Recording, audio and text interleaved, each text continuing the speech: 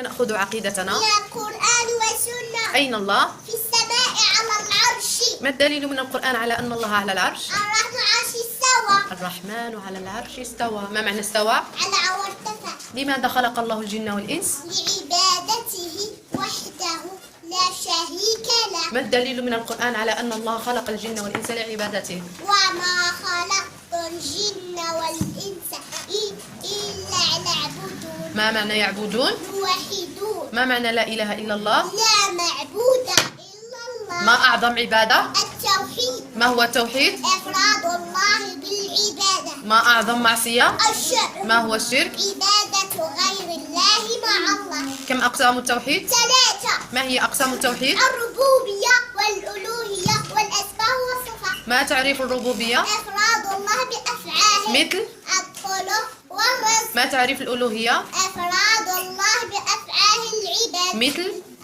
الدعاء والذبح والسجود. هل لله أسماء وصفات؟ نعم. من أين نأخذ أسماء الله وصفاته؟ من القرآن والسنة. هل تشبه صفات الله صفاتنا؟